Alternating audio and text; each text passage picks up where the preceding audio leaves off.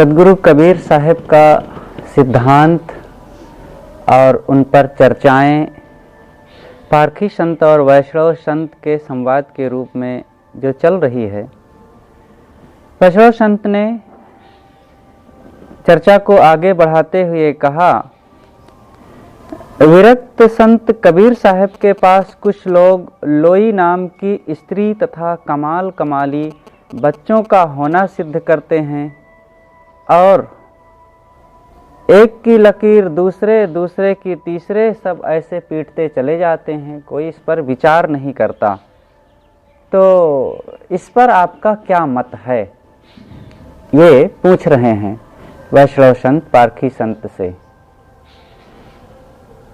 क्योंकि समाज में यही खूब फैला हुआ है और आज के शिक्षा जगत में भी बच्चों को यही पढ़ाया जाता है। तो बचपन से ही ये बात उनके दिल दिमाग में भर दी जाती है कि कबीर साहब विवाहित थे, उनकी पत्नी और बच्चे थे। पारखी संत कहते हैं कबीर साहब बाल ब्रह्मचारी तथा विरक्त संत थे। उन्होंने बीजक में लोई, कमाल, कमाली आदि नाम से कोई चर्चा नहीं किया और ना उनके नाम पर कोई ऐसे प्रामाणिक लोग मिलते हैं कि जिनसे उनका कोई विवाह हुआ हो। कबीर साहब ने स्वयं अपने बीजक में ये तो कहा है कि माया महा ठगिन हम जानी, केशव के कमला हुई बैठी शिव के भवन भवानी, ब्रह्मा के ब्रह्मा हुई बैठी तीर्थ हूँ मैं पानी। ये बीजक में आई है चर्चा 59वें शब्द में।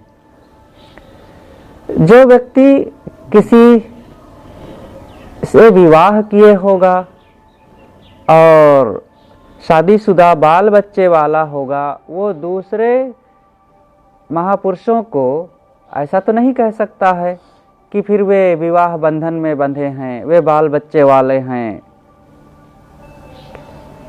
वो माया में आसक्त हैं। स्वयं अगर उसमें डूबे होते तो कबीर साहब ऐसा नहीं कह सकते। और इस बात को कबीर साहब ने खूब बीजक में कहा है। तो इससे पता चलता है कि कबीर साहब एक महान त्याग, साधनानिष्ठ और विरक्त संत थे। वैष्णव संत ने कहा, हाँ, तो कुछ लोगों की एक उलझन यह भी है कि पारखी संत ईश्वर नहीं मानते, इसलिए ये नास्तिक हैं। पारखी संत या सदगुरु कबीर साहब ईश्वर नहीं मानते। कुछ लोग यही कहते हैं कि वो ईश्वरवादी नहीं है, नास्तिक हैं। और जो ईश्वर को न माने, भगवान को न माने, देवी देवताओं को न माने, ऐसे व्यक्ति के पास क्या जाना, उनकी बातों को क्या सुनना। पारखी संत कहते हैं नास्तिक की बात तो ना कहिए। अब नास्तिक तो कोई भी बन सकता है। हमारी बात को जो ना माने वो नास्तिक, उनकी बात को हम ना माने तो हम नास्तिक। एक दूसरे को गाली है, गाली देना है, ये नास्तिक शब्द। वेद वाले कुरान वालों को नास्तिक कहते हैं, कुरान वाले वेद वालों को। तो एक दूसरे को गाली देते, नास्तिको वेद निंद कहा, नास्तिको बौद्ध निंद कहा, नास्तिको कुरान निंद कहा, कोई भी कह सकता है। तो तुम्हारे हिसाब से हम बुरे, हमारे हिसाब से आप बुरे। फिर अगर यही बात सच मान लिया जाए तो फिर यहाँ आस्तिक कौन ठहरेगा। अतः उनके ख्याल से हिंदू, ईसाई आदि सब फिर काफिर, नास्तिक एवं नरकपंथी ही ठहरेंगे। ईसाई कहते हैं कि जो प्रभु ईसा पर विश्वास नहीं करता वह भूला है, उसको स्वर्ग का रास्ता नहीं मिल सकता। यहूदी कहते हैं कि ईसाई तो बिल्कुल भूले हैं, वैष्णवों के विचार से आर्य समाजी नास्तिक है, आर्य समाजियों के विचार से वेदांती नास्तिक हैं। स्वामी दयानंद ने अद्वैत वेदांत को नास्तिक कहा। उपर्युक्त मंथन से निष्कर्ष यह निकला कि अपने विरोधी विचारों को नास्तिकता तथा उसे मानने वालों को नास्तिक कहना मतवादियों का स्वभाव है। अपने को ऊंचा तथा दूसरे को नीचा सिद्ध करने के लिए एक दूसरे को लोग नास्तिक कहते ही रहते हैं। इसलिए ये नास्तिक शब्द ही प्रयोग करना गलत है। गीता हिंदू धर्म का सर्वमान्य ग्रंथ है और महाराज श्री कृष्ण जी सर्वमान्य हैं। वे स्पष्ट शब्दों में स्वीकार करते हैं, सिद्धानाम कपिलो मुनि, अर्थात सिद्धों में मैं कपिल हूँ। इससे यह भी सिद्ध होता है कि सिद्धि प्राप्त पुरुषों में कपिल महाराज सर्वोपरि हैं, परंतु उन्होंने स्पष्ट शब्दों में स्वीकार किया है कि ईश्वरार सिद्ध, ईश्वर असिद्ध है। गीता में महर्षि कपिल की चर्चा आई है और कपिल एक बहुत पुरा काल में महान आत्मज्ञानी और साधक और चिंतक पुरुष हुए हैं और उनका अपना शास्त्र ही है सांख्य दर्शन। सांख्य दर्शन में ईश्वर की कोई जगह नहीं आई है। वहां पर पुरुष और प्रकृति का विवेचन किया गया है और उसी में बहुत चर्चाएं आई है आत्मवाद की, और उसी का व्यवहारिक रूप सिद्धांत योग दर्शन है। तो महर्षि कपिल की बातें गीता में आई और गीता में कहते हैं कि ईश्वर असिद्ध है। एक तरफ गीता में, गीता बहुत सिद्धांतों का एक बंडल है, वहां पर बहुत सिद्धांत खड़े होते हैं। ईश्वरवाद का खंडन भी किया गया है और ईश्वरवाद का प्रतिपादन भी किया गया है। तो गीता में ही ये बात आती है कि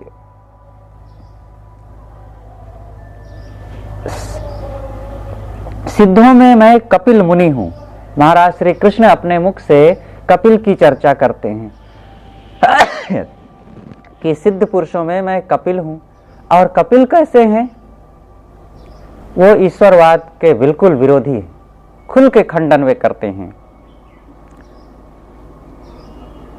अर्थात ईश्वर असिद्ध है। मीमांसा शास्त्र के रचयिता जैमिनी ईश्वर नहीं मानते। जैमिनी अब कौन है? उन्हीं 6 महापुरुषों में 6 शास्त्रों के एक रचयिता हुए हैं जैमिनी।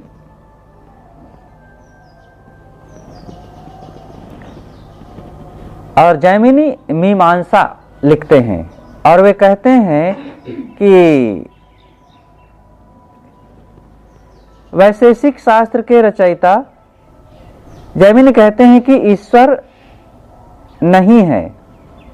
वैशेषिक शास्त्र के रचयिता महाराज कणाद ने अपने शास्त्र में ईश्वर को कोई स्थान नहीं दिया। उपनिषदों में आत्मा पर ही अधिक जोर है। वेदों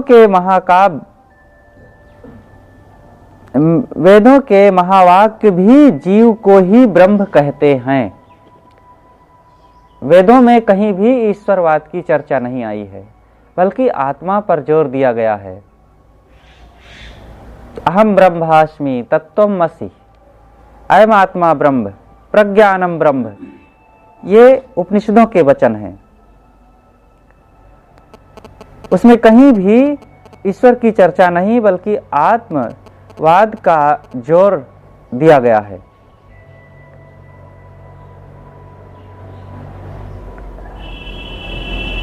गीता में बात आती है, उपद्रष्टा अनुमंता च भर्ता भोक्ता महेश्वरः परमात्मेत चापिक्तो देहे अस्मिन् पुरुषः परः।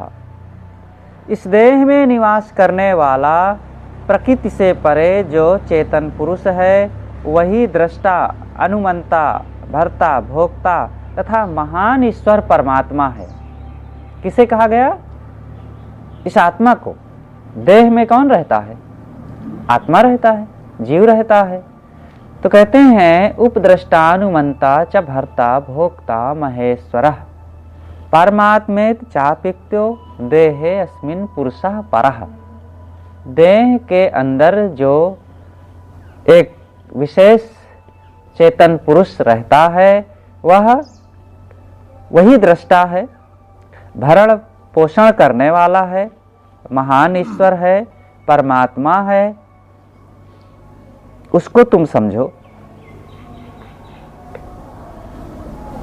बुधस्य आत्मनि देवता चर्चा आई है कि बुधस्य आत्मनि देवता, बुद्धिमान के लिए आत्मा ही देवता है। कुछ लोग मिट्टी पत्थर को देवता मानते हैं, कुछ लोग चांद सितारों को देवता मानते हैं, और कुछ लोग नदियों को, पानी को देवता मानते हैं। लेकिन बुधस्य आत्मनि देवता, बुद्धिमान के लिए आत्मा ही देवता है।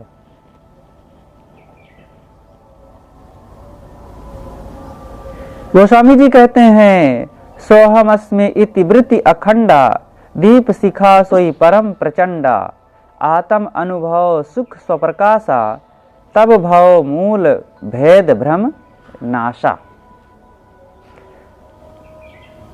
अर्थात मैं ही हूं, ऐसी अखंड वृत्ति ही विज्ञान दीपक की परम प्रचंड शिखा है।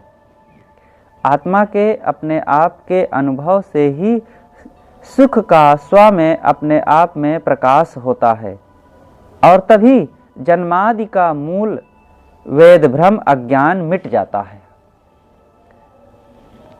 गोस्वामी जी कहते हैं कि जब मैं हूं ये बोध होता है तब बाहर का सारा भ्रम मिट जाता है। तो ये अपने आप को जानना, इस बात को तो सभी महत्व देते हैं, सभी कहते हैं। लेकिन हाँ, कुछ लोग उसी में होते हैं कि आत्मवाद को, चेतन जीव को विशेष सर्वोपरि मान करके उसको महत्व देते हैं, और कुछ लोग महत्व देते हुए बीच बीच में फिर कह देते हैं कि नहीं, वह तो ईश्वर का अंश है, जीव तो तुच्छ है और ईश्वर महान है। ये मिली जुली बातें कह देना। तो मिली जुली बातें कह देने से वे स्वयं बेचारे भ्रमित हैं, फिर उनकी बातों पर क्या विश्वास किया जाए। रघुनाथ दास जी एक संत हुए हैं अयोध्या में, छोटी छावनी के वे महंत हुए हैं। छोटी छावनी ही आज बड़ी छावनी है, और छोटी छावनी में ही संत हुए हैं। अभी वर्तमान में श्री अमृत गोपाल दास जी महाराज हैं। अयोध्या के बड़े मठ में से वो मठ है, वहाँ कई बार जाना हुआ गुरुदेव जी के साथ। तो उन्होंने लिखा है विश्राम सागर। तो वो पुस्तक में श्री राम लक्ष्मण संवाद के रूप में काफी बातें आई है, और वो पुस्तक गुरुदेव जी ने उसकी प्रश्नोत्तर रूप में एक छोटी सी पुस्तक लिखा है। कभी पढ़ा गया है? श्री राम लक्ष्मण प्रश्नोत्तर, विश्राम सागर से वो लिया गया है। तो उसी में बात आई है, जीव ईश में भेद किम, जीव और ईश्वर में भेद क्या है। तो ये प्रश्न हुआ। अब श्री राम जी उत्तर देते हैं, इतनो अहै सदीव, बस इतना ही भेद है कि बद्ध दशा में जीव कही, मोक्ष दशा में शिव। जीव और ईश्वर में इतना भेद है कि उसी को बंधन की दशा में जीव कहते हैं।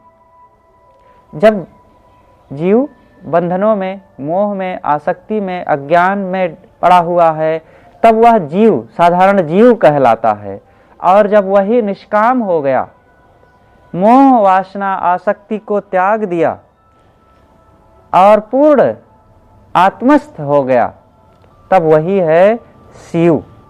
शिव शिव स्वरूप, कल्याण स्वरूप है। फिर वही बद्ध दशा में जीव कही, मोक्ष दशा में शिव।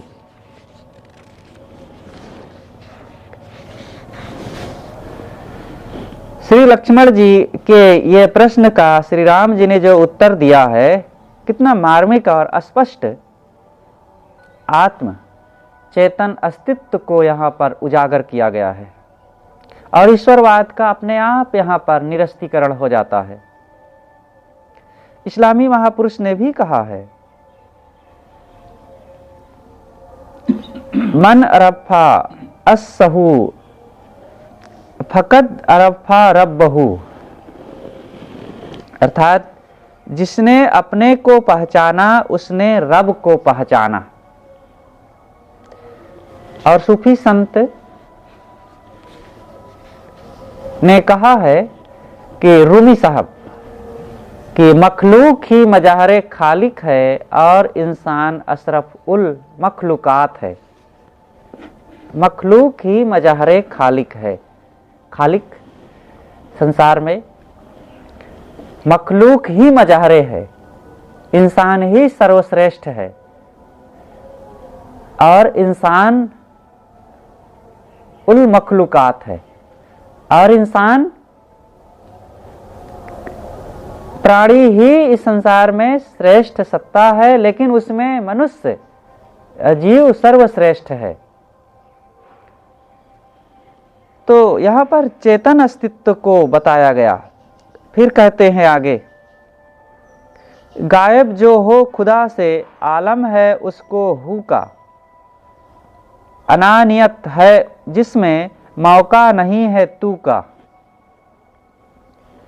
जो खुदा से दूर है, जिसको खुदा छिपा हो, उसका खुदा के लिए हु कहना ठीक है। हु का अर्थ होता है वह, तत्, आत्मा। फारसी भाषा में हु, अल्लाहु अकबर जो कहते हैं, अल्लाह माने श्रेष्ठ, अहु वह तू ही है महान।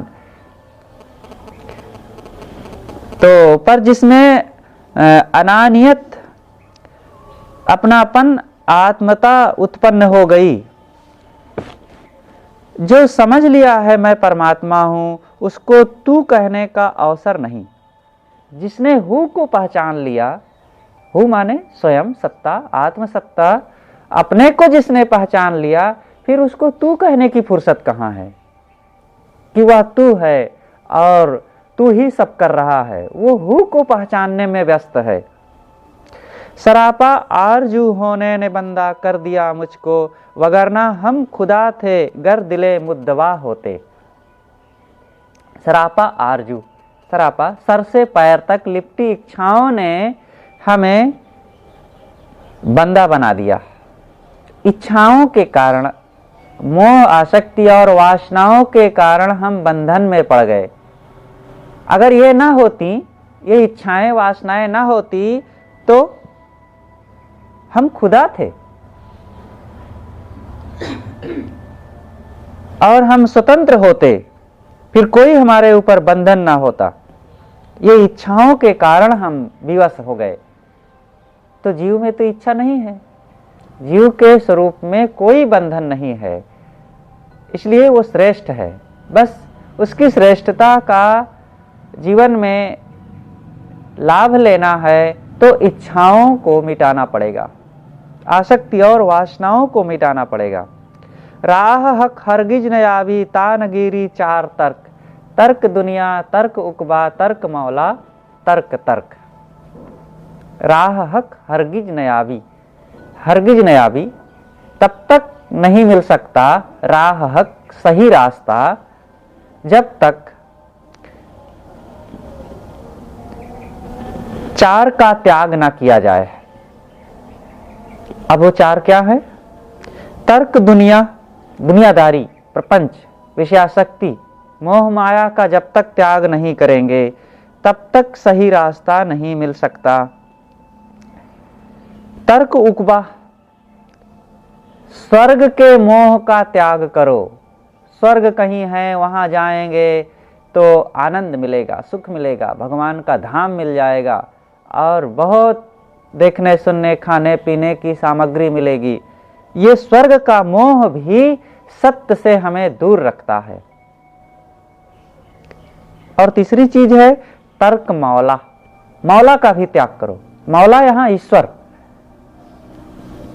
ईश्वर के भी पीछे पड़े रहेंगे कि ईश्वर मिलेगा तब अपनी गोद में बैठा लेगा, अपने विमान पर बैठा के ले जाएगा, अब हम धन्य हो जाएंगे, ईश्वर को निहारते ही रह जाएंगे। वो बड़ा 4 हाथ वाला, 8 हाथ वाला, शंखधारी, गदाधारी, पद्मधारी, धनुर्धारी, ये पता नहीं क्या क्या वाला है। और लोगों ने खूब उसकी महिमा गा रखी, फोटो बना रखे। लेकिन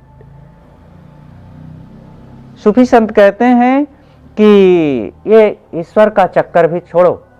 अगर तुम सत्य का रास्ता पाना चाहते हो, आत्म शांति चाहते हो, सुखी बनना चाहते हो और सब प्रकार से दुखहीन बनना चाहते हो, तो ईश्वर का भी मोह छोड़ो। तर्क मौला और तर्क तर्क, मैं इन सब बातों से हट करके सच्चा रास्ता पा गया हूं, इस अहंकार का भी त्याग करें। ये त्यागी हूं मैं और सर्वश्रेष्ठ हो गया हूं, अब मुझे ज्ञान मिल गया है, ये अहमपना जो मन में आ जाता है, इसका भी। जो सत्य को पा लिया वो शांत हो जाता है। समझ बूझ जड़ होए रहे, बल तज निर्बल होए, कहें कबीरता संत का पला न पकड़े कोई। समझ बूझ के भोला भाला बन जाए, शांत हो जाए, वो फक फक सबको अपना ज्ञान सुनाता नहीं फिरेगा कि मैं जान गया हूं, मैं जान गया हूं। अरे जिसकी गर्ज होगी खुद आकर के पूछेगा, और कोई सुपात्र मिलेगा तो सुना देना, नहीं तो वो सबसे चिल्लाता थोड़े रहेगा कि मैं जान गया हूं।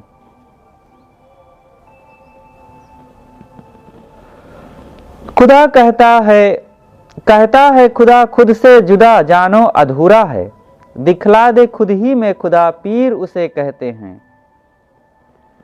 जो कहता है कि खुद से खुदा जुदा है, समझ लो कि वो अधूरा है।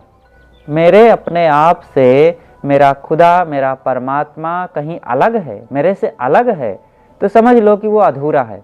अभी उसके अंदर साधना की, ज्ञान की, बोध की पूर्णता नहीं आई है।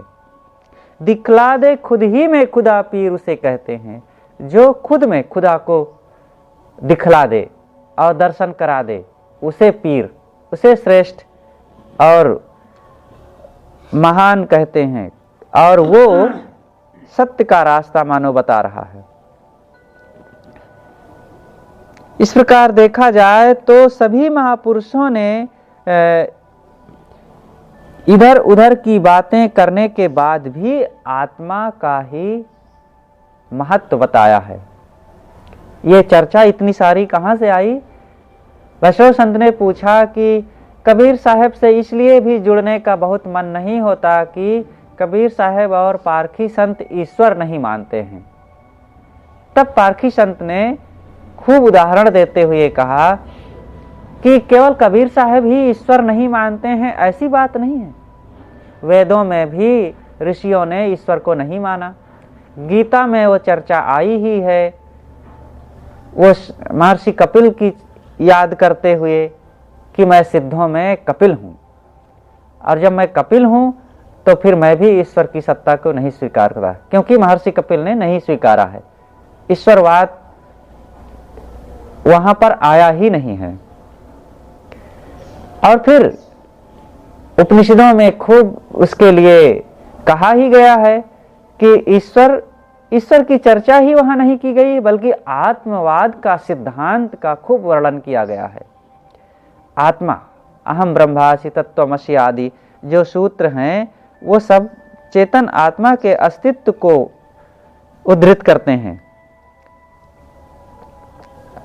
गोस्वामी जी ने भी इस पर खूब कहा है कि जीव पावनी सहज स्वरूपा, जीव अपने स्वरूप में स्थित होने से उस दशा को पाएगा। उन्होंने नहीं कहा है कि जीव पाज परमात्मा स्वरूपा और भगवान के धाम में पहुंचेगा तब वो उसे पाएगा, वो भी कहा है। और ये भी कह दिया, क्योंकि गोस्वामी जी का कोई एक सिद्धांत नहीं है, वो दोनों प्रकार की बात कह देते हैं। वो मुख देखी बात कहते हैं। वो ऐसा लगता है कि लोगों को खुश करने के चक्कर में पड़ जाते थे, लेकिन जो आत्मवाद के सिद्धांत को समझते हैं, वे चाहे निर्गुणी धारा के संत हों और चाहे सूफी मत के संत हों और चाहे बुद्ध महावीर हों और चाहे ऋषि हों, वे लोग एक बात कहे। उपनिषद के चिंतकों ने खूब एक बात कहा है, बुद्ध महावीर ने एक बात कहा है, आत्मवाद का सिद्धांत। अत्ता ही अत्नो नाथो अत्ता ही अत्नो गति अत्ता वा सुदंतेन लाभति वा दुर्लभम। आत्मा ही आत्मा का स्वामी है और जब आत्मा अपने आप में स्थित हो जाता है तो दुर्लभ स्वामित्व प्राप्त करता है। ये आत्म स्थिति का जो स्वामित्व है, इससे बढ़कर के ये मलिकाई नहीं है कि हम कुछ लोगों पर मालिक बन जाएं, कुछ चीज़ों पर, कुछ धन पर और किसी समाज के मालिक बन जाएं तो मालिक हैं। ये सब मलिकाई बहुत कमज़ोर चीज़ है। स्वरूप स्थिति, स्वरूप प्रतिष्ठा होनी चाहिए।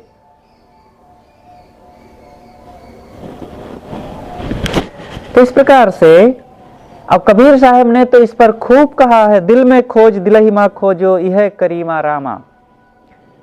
घट घट में जो रम रहा सोई मेरा राम। कस्तूरी कुंडल बसे मृग ढूंढ है बन माहि। तैसे घट घट राम है दुनिया जानत नाही। जो तिल माही तेल है जो चकमक में आग। तेरा साईं तुझ में जाग सके तो जाग। खूब सैकड़ों वचन है कबीर साहब के कि जो स्वसत्ता को, आत्मसत्ता को ही वे स्पष्ट करते हैं और किसी ईश्वर, भगवान, देवी, देवता के लिए साहब ने कहीं नहीं गिड़गिड़ाया है। मीरा जी तो कहती हैं कि मेरो तो गिरधर गोपाल दूसरो ना कोई।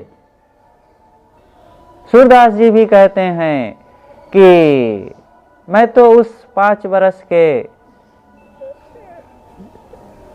कन्हैया और कन्हैया के उपासना करता हूँ। और गोस्वामी जी भी कहते हैं करकंज पद कंजारड़म। वो जो छोटी छोटी जूती पहनकर हाथों में धनुष लेकर के और ठुमक ठुमक कर सरजू के तट पर घूमते मचलते हैं, मैं उनकी उपासना करता हूँ। और जो उसकी उपासना नहीं करता है वो भगवान के धाम में नहीं जा सकता। तो गोस्वामी जी ऐसा कहते हैं, लेकिन कबीर साहब कहते हैं कि वो जो छोटी छोटी जूती और पनही और धनुही है वो सब कितने दिन रहेगी, लेकिन आत्मसत्ता नित्य सत्ता है, सबके अंदर वो है। वो जूती पनही धनुही वालों के अंदर भी और ऐसा कहने वाले के अंदर भी और हमारे भी और आपके भी, जो नित्य है, जो सर्व सुलभ है और जो स्पष्ट हमारे लिए सब प्रकार से लाभदायक है, उसको ना समझना, अनुमान कल्पना में ही पड़े रहना, ये बात सच नहीं लगती। वैष्णव संत कहते हैं आपकी ज्ञान भरी वाणियां बड़ी अच्छी लगी। सचमुच वैदिक परंपरा में ही नहीं, विश्व के धार्मिक परंपरा में सर्वत्र विश्वास मार्ग और विवेक मार्ग 2 मार्ग रहे हैं। साधारण लोग जिनकी विवेक शक्ति दुर्बल है, वे इस जीव से पृथक देवी देवता या किसी न किसी रूप में बाहर से वो शक्ति की कल्पना करते हैं। वैदिक युग में हमारे पूर्वज आदित्य, वायु, अग्नि, वरुण आदि को ही परम देवता मानकर उनको प्रसन्न करने के लिए हवन करते थे और हिंसा आदि भी करते थे। पीछे ईश्वर की मान्यता दृढ़ होती गई, परंतु विवेकी पुरुष सदैव से ही जीव को ही सर्वोपरि तत्व समझते रहे। इसकी झनकार शास्त्रों में गूंजती है।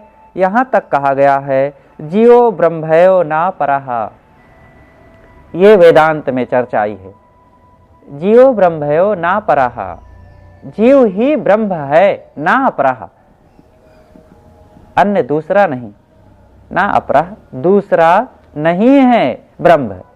तो फिर क्या है? जीव ही ब्रह्म है। तो ये वेदांत सिद्धांत में एक स्वर्ण स्तंभ की तरह यह सूत्र खड़ा है।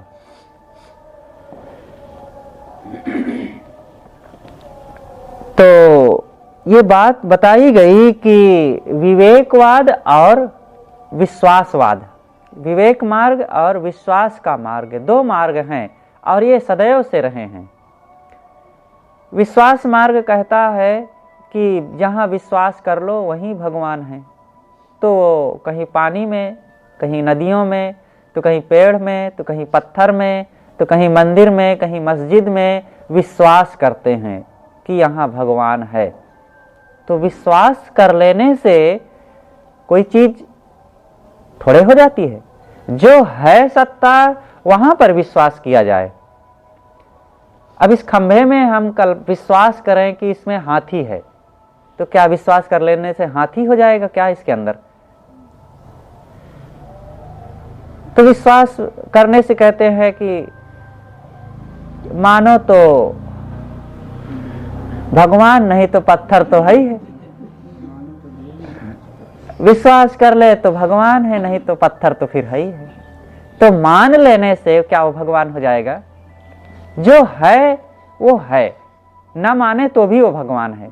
अगर वो भगवान है तो हम नहीं मानेंगे तो भी वो भगवान रहेगा। हमारे मानने से वो भगवान थोड़े हो जाएगा। तो क्या मानने से ही हो जाए? तो क्या ऐसा भी कहा जा सकता है, मानो तो गोबर, नहीं तो हलवा तो है ही।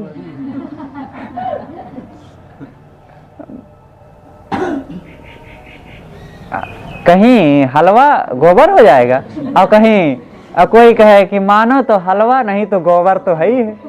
अब गोबर को कोई हलवा मान ले तो क्या वो हलवा हो जाएगा? अरे हलवा हलवा है, गोबर गोबर है, मानने से थोड़े वो बदल जाएगा।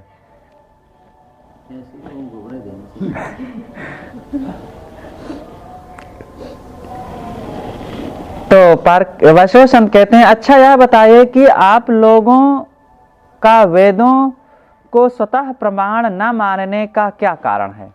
आप लोग वेदों को स्वतः प्रमाण क्यों नहीं मानते? क्या कारण है? स्वतः प्रमाण मानने का मतलब वेदों में जो लिखा है वो सब परम सच है, उसको मान लेना चाहिए। तो आप लोग क्यों नहीं मानते हैं? ये कौन पूछता है? वैष्णव संत पारखी संत से पूछते हैं। तब पारखी संत कहते हैं, हिंदू, मुसलमान, ईसाई अपने वेद, कुरान तथा बाइबिल को ईश्वरीय वाक्य मानते तथा दूसरे की पुस्तकों को प्रायः ईश्वर विरुद्ध मानते हैं। परंतु इसमें यदि कोई ग्रंथ ईश्वरीय होता तो उसे सबको मानना पड़ता। ईश्वर कोई छोटा सा बच्चा थोड़े है कि किसी घर में रहता है। ईश्वरवादियों के हिसाब से ही एक महान और सर्वव्यापक, सर्वरचयिता और सारे संसार का व्यवस्थापक, सबको सुख दुख देने वाला और सबका सृजन करने वाला, और केवल वो प्राणियों को ही नहीं, वो पूरे चराचर सृष्टि का रचयिता, ऐसा ईश्वरवादी मानते हैं कि वो ईश्वर है। फिर ऐसा ईश्वर को कोई माने और कोई न माने, ऐसा कैसे हो सकता है? और फिर ईश्वर जो है उसके लिए वो हिंदुओं के लिए अलग पुस्तक लिखे, मुसलमानों के लिए अलग पुस्तक लिखे, ईसाइयों के लिए अलग लिखे, ये कैसे हो सकता है? एक ईश्वर अगर है तो संसार में जो जिसने संसार को बनाया तो फिर वो सबके लिए एक नियम देना चाहिए उसको।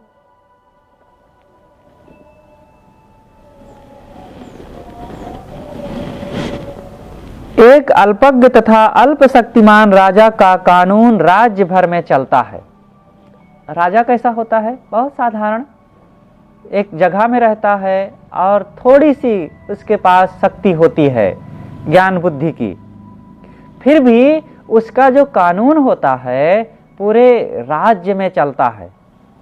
और ईश्वर तो सर्वव्यापक, सर्वज्ञाता है, सर्वशक्तिमान है, और फिर उसका कानून क्यों नहीं चलता? हिंदू लोग कहते हैं कि वेद ईश्वर का भेजा हुआ ग्रंथ है, तो मुसलमान कहते हैं नहीं, वेद को जो मानेगा वो नास्तिक है, कुरान ईश्वर का ग्रंथ है। तो ईसाई कहते हैं नहीं, बाइबिल, और बाइबिल में भी न्यू टेस्टामेंट, नई बाइबिल ही ईश्वरीय हो सकती है। बाइबिल में दो भाग हैं, नई बाइबिल, पुरानी बाइबिल।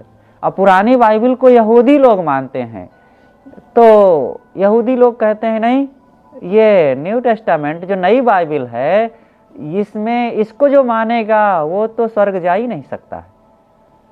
पुरानी बाइबिल को मानने से, एक जगह की बात, एक वकील को, एक जज को शपथ लेना हुआ, तो ईसाई जज था,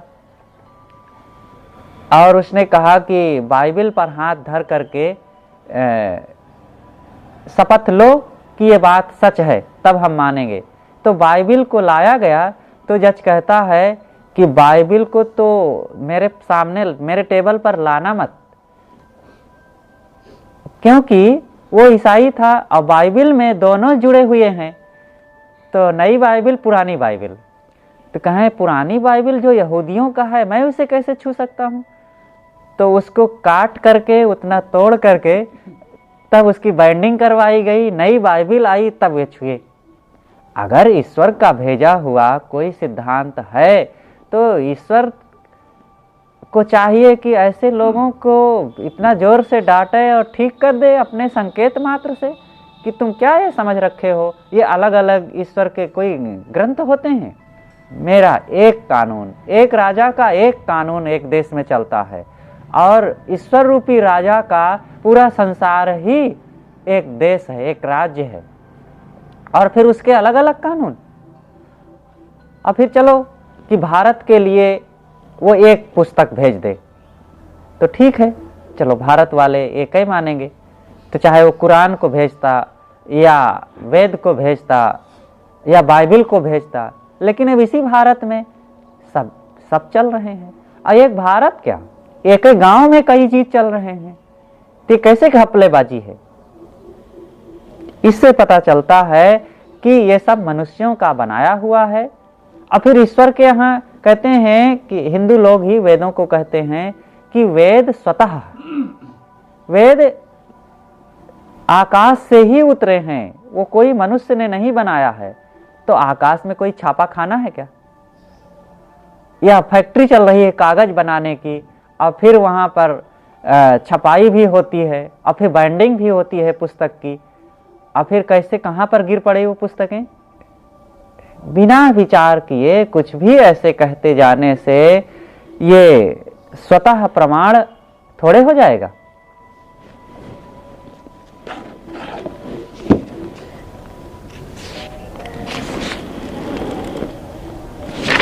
इस प्रकार से हिंदू, मुसलमान, ईसाई अपनी अपनी पुस्तक को ईश्वरी कहते हैं, परंतु ईश्वर ने कभी आकर नहीं कहा कि मेरी भेजी अमुक पुस्तक है, अतः यह अपना अपना ग्रंथ, ईश्वरीय अवतार रसूल की वाणी बताना स्वमत विस्तार करने का पर्दा है।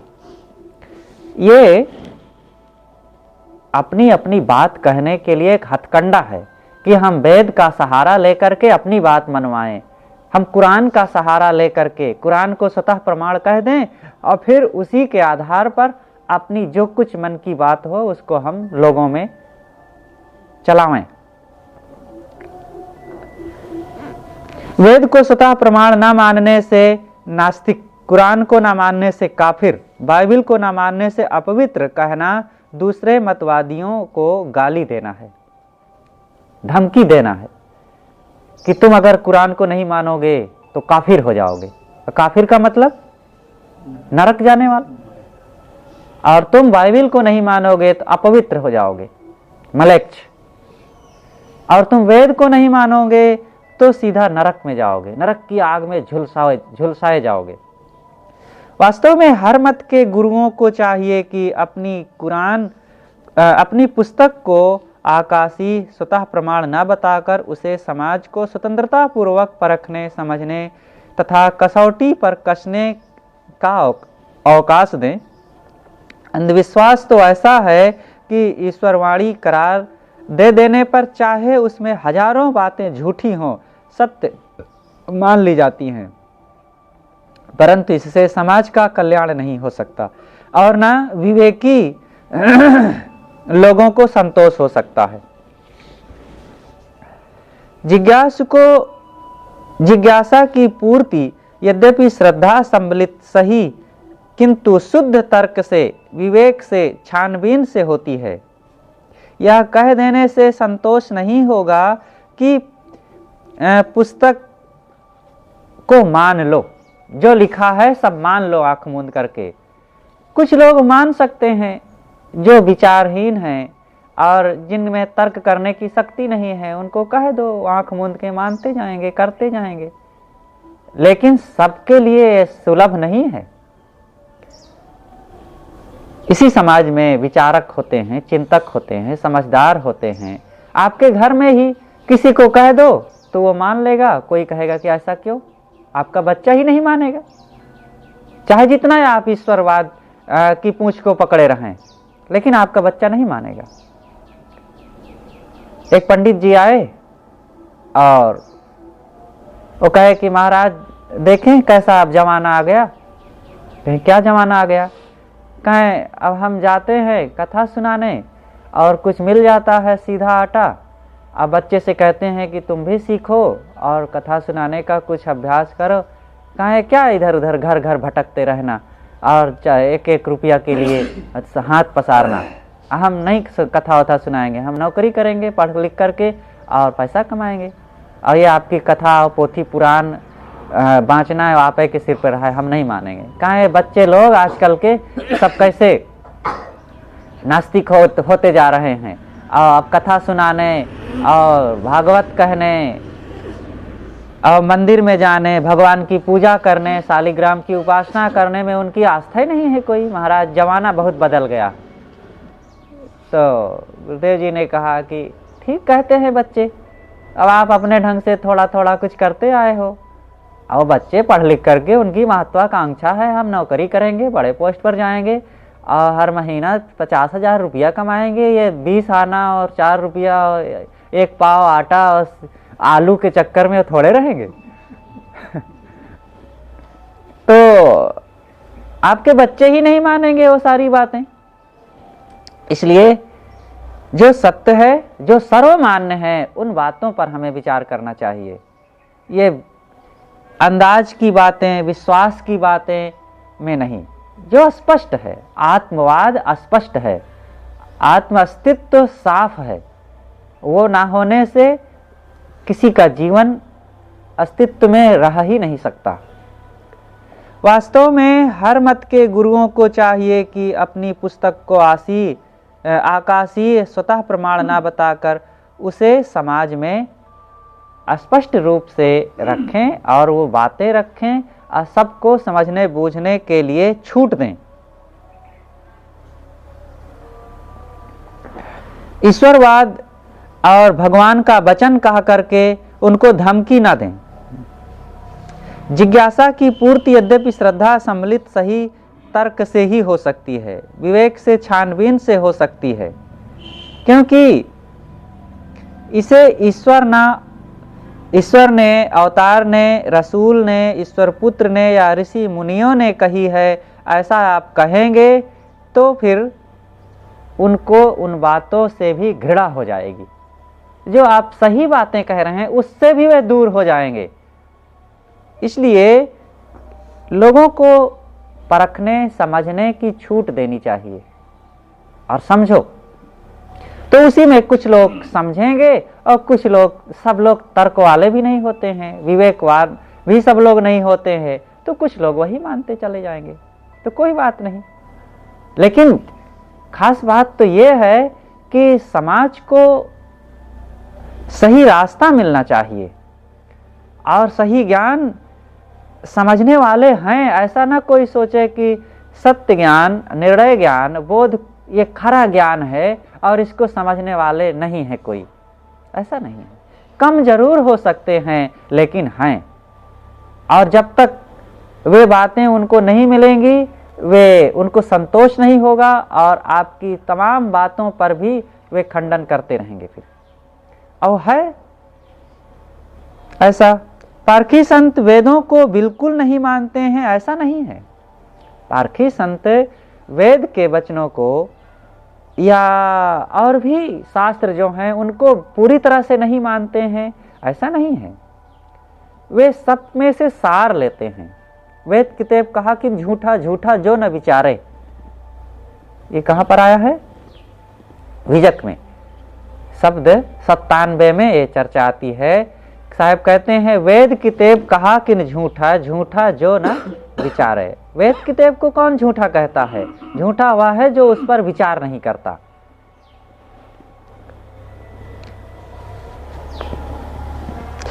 ऐसी तो बात नहीं है, वे सच्ची बातें वेद की भी, बाइबल की, कुरान की तथा पंडित के और पागल तथा बच्चे के मुख से निकले हुए वचनों पर भी वे चिंतन और मनन करने के लिए बताते हैं।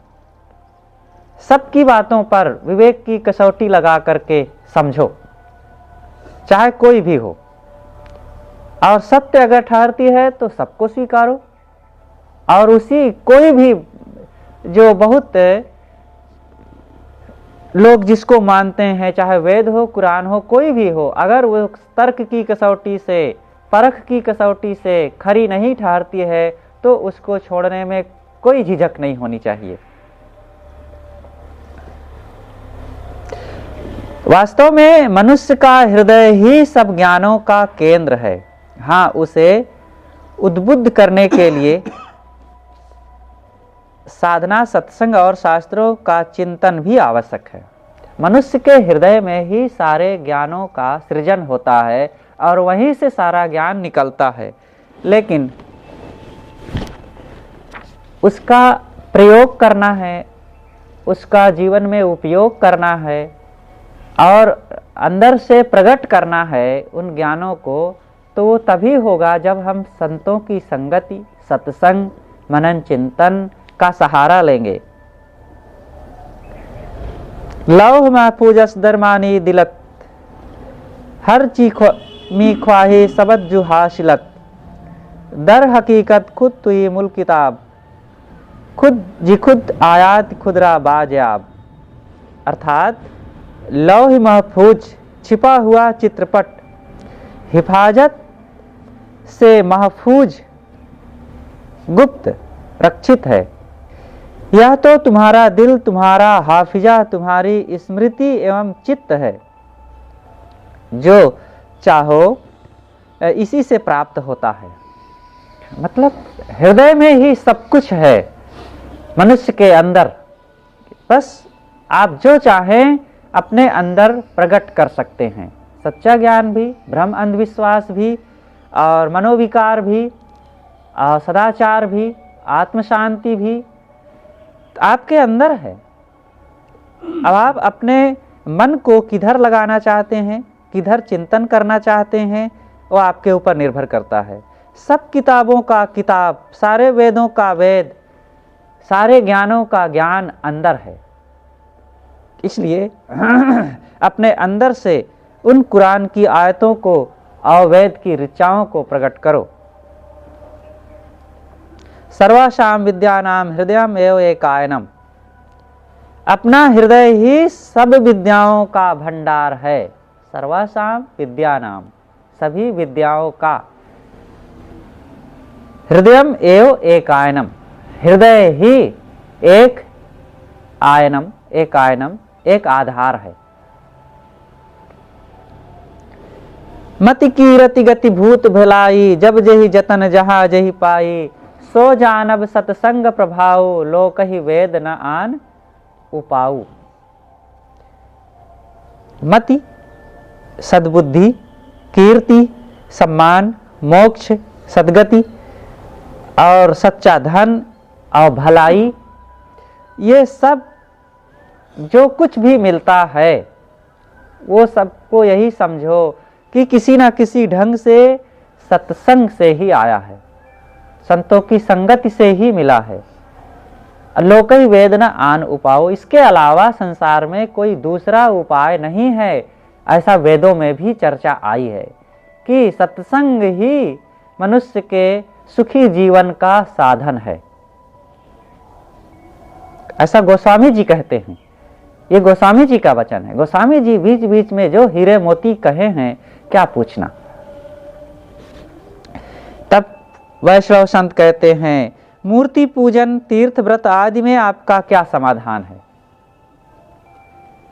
कुछ लोग समाज में मूर्ति पूजा करते हैं, तीर्थों में जाकर के स्नान करके पाप काटना मानते हैं, और वहाँ दान पुण्य करके पंडित पुजारियों को खिला पिला करके अपना कल्याण मानते हैं। तो वो पूछते हैं पारखी संत से कि आपका क्या मत है कि ये कहाँ तक उचित है।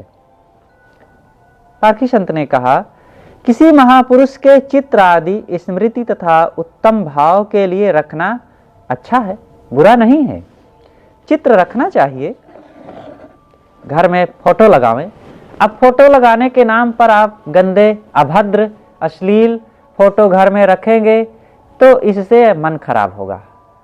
आपके बाल बच्चे देखेंगे, आगंतुक, नर नारी, घर वाले सब देखेंगे और फिर उससे गलत मन पर असर पड़ता है।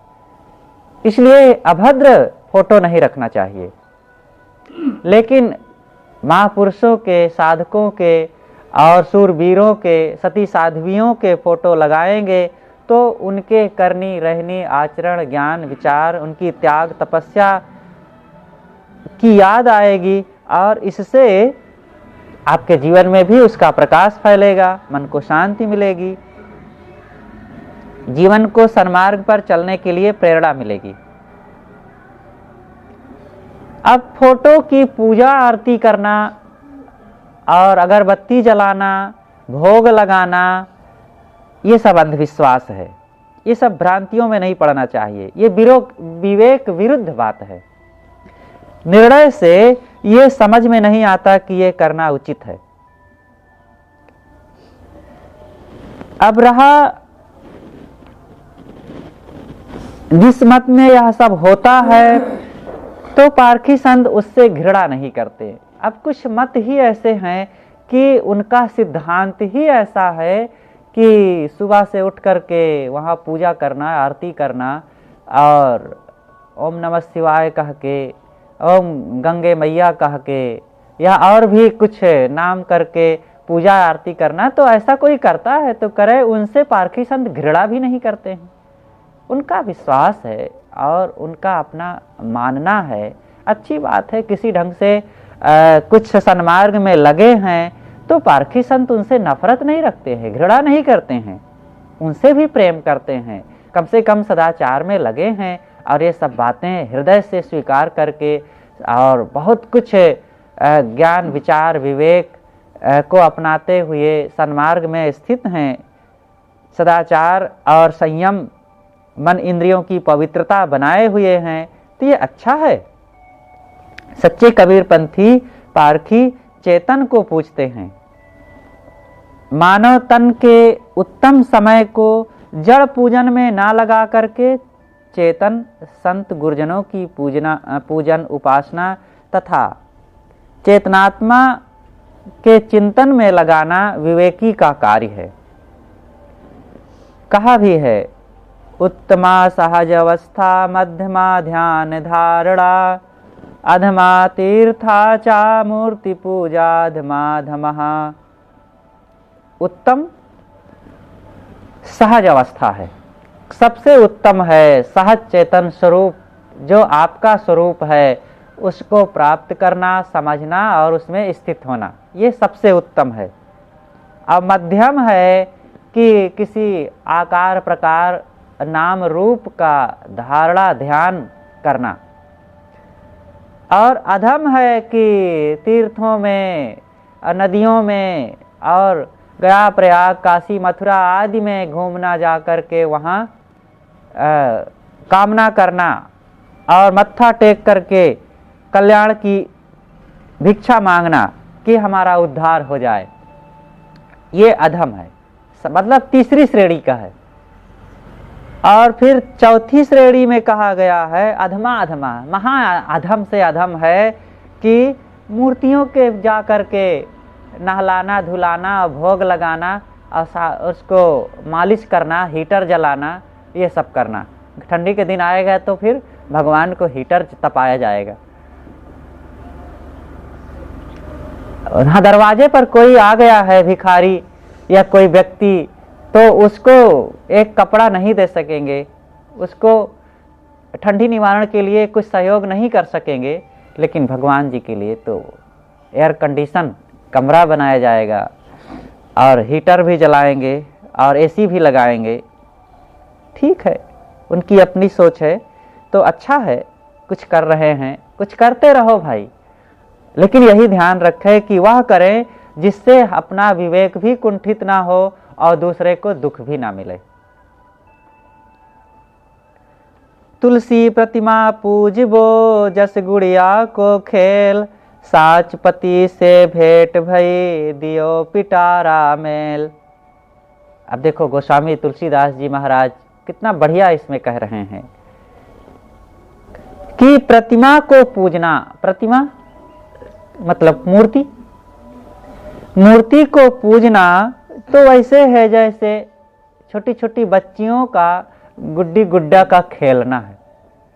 वो जब छोटी छोटी रहती है तो कपड़े की और मिट्टी की गुड्डी गुड्डा बनाकर खेलती हैं, तो वैसे ही ये मूर्ति पूजना है। ये बड़े लोग गुड्डी गुड्डा मानो खेल रहे हैं, लेकिन जब वही छोटी बच्चियों को सच्चा पति मिल जाता है तो क्या वो विवाह के बाद भी गुड्डी गुड्डा खेलती हैं? तो इसी प्रकार जिनको सच्चा आत्मज्ञान स्वरूप बोध हो गया, तो ये दियो पिटारा मेल, तो ये खेल का जो साधन है उनका, मिट्टी का खिलौना, वो सब छोड़ देते हैं। कबीर पंथ में केवल वैरागवान संत गुरु को ही इष्ट माना जाता है। इष्ट, पूज्य और श्रद्धा के भाज्य जो साधन है, जहाँ पर श्रद्धा केंद्रित किया जाए, वो मिट्टी पत्थर के देवी देवा नहीं, बल्कि जो बोधवान, चरित्रवान, साधना संपन्न, त्याग तपोनिष्ठ संत गुरुजन हैं, वे इष्ट हैं। अपने इष्ट की उपासना करना ही मानो सबके इष्टों की उपासना है। दूसरे इष्टों पर जो दूसरे लोग मानते हैं और वे प्राणी चेतनात्मा हो और साधक संत हो, उनके प्रति समता भाव रखना और आदर भाव रखना और अपने इष्ट की उपासना करना, यही मानो सबका आदर हो गया। अपने इष्ट से आप पूरी तरह से समर्पित रहिए, तो मानो सबकी पूजा हो रही है। अब सबके यहाँ जा करके सबके भगवानों की पूजा कहाँ तक करेंगे? इसलिए अपने संत गुरुजनों में पूर्ण श्रद्धा, समर्पण, भक्ति भाव हो और उस ज्ञान बोध विचार को अपना करके हृदयंगम करें, जीवन को बनावें, मानो सबका आदर हो रहा है। देखिए, जब गोस्वामी तुलसीदास जी वृंदावन गए, तब उन्होंने महाराज कृष्ण की मूर्ति को देख करके कहा, गोस्वामी जी भी एक संत थे और भ्रमणशील थे, तो एक बार जब वृंदावन गए, तो वृंदावन में, अयोध्या में तो धनुर्धारी राम हैं और वृंदावन में मुरलीधर हैं, बंसीधारी गोपाल जी। तो फिर गोस्वामी जी कहते हैं, का कहो छवि आज की, भले बने हो नाथ, तुलसी मस्तक तब नवय, धनुष बाण लो हाथ। हे भगवान, आप भगवान जरूर हैं और मुरली लिए आप बैठे जरूर हैं यहाँ पर, अच्छी बात है, और आप बहुत अच्छे हैं, महान भी हैं, लेकिन ये तुलसीदास जी का माथा तो तभी झुकेगा जब आप अपने हाथों में धनुष बाण लेंगे। तो ये एक पक्ष की बात है। अब राम और कृष्ण हिंदू परंपरा में तो दो एक महान अवतार और भगवान माने गए हैं, लेकिन ये अपने भगवान के लिए अति श्रद्धा का अतिवाद है और कहते हैं कि आप भगवान हैं और बंसी लिए बैठे हैं, अच्छी बात है, लेकिन हम तो तब आपके सामने सर झुकाएंगे जब आप धनुष हाथ में लोगे। और भी कहा गया है, निज निज इष्ट ही सब नमय, जाहि जहां लो दर्श, अपर राम कोई भजत है, राम शिव ही कही सरस। सब अपने अपने भगवान का भजन करते हैं। अपर राम कोई भजत है, राम शिव ही कही सरस। लेकिन जो अपना स्वरूप चेतन आत्मा राम है, उसको तो कोई बिरला ही भजन करता है, जो विवेकवान होगा। भर्तृहरि जी कहते हैं, नाहिन शिव अरु विष्णु में अंतर सूझे मोय, तदपि चंद्रशेखर लखत प्रीति अधिक कछु होय। शिव और विष्णु में मुझे कोई अंतर नहीं लगता। भर्तृहरि जी शैव उपासक थे, लेकिन शिव के साथ विष्णु को भी उन्होंने जोड़ लिया और कहा कि ठीक है, दोनों में मुझे कोई विशेष अंतर नहीं लगता है, लेकिन हाँ, जब शिव जी को देखता हूं तो कुछ ज्यादा ही भक्ति भाव जग जाता है मन में। चंद्रशेखर, शिव जी को चंद्रशेखर भी कहते हैं, जिसके शिखर पर चंद्रमा हो। शिव जी चंद्रमा को धारण करते हैं ना। चंद्रमा का मतलब शांत स्वरूप, वे शांति को में रहते हैं। और वो कोई लोहे का चंद्रमा बनवा के थोड़े माथे में लगाए रहते थे। चंद्रमा शीतलता का प्रतीक है। कबीर साहब ने भी कहा है, शशि ओछी मति चंद्रमा गौ असई अथई। तो चंद्रमा शांति का, शीतलता का प्रतीक माना गया है। और शिव जी के लिए कहा गया कि सदैव ध्यान मग्न है। कभी भी शिव जी को आप लोग बहुत भागते वागते या और कुछ करते नहीं। ज्यादातर उनका जो फोटो बने हैं वो ध्यान मग्न, एकाग्रचित, शांत बैठे हैं। तो कल्याण स्वरूप, तो चंद्रशेखर पर जब मेरी दृष्टि जाती है तो कुछ ज्यादा ही प्रेम जग जाता है।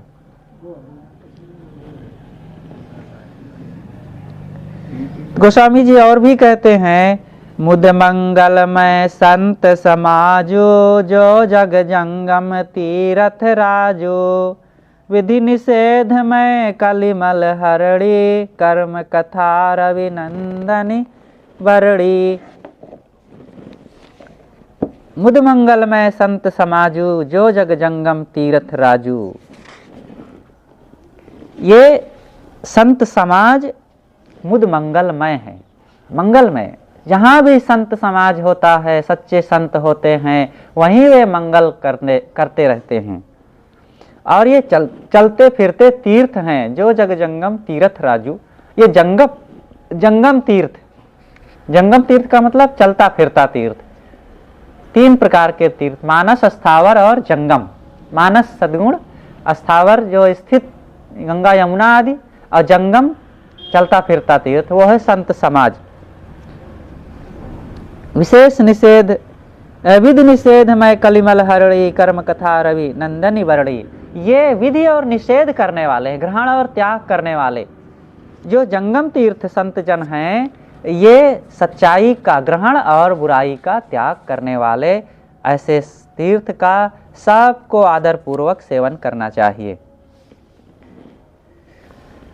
तो आज यहीं पर चर्चा समाप्त करते हैं। साहेब।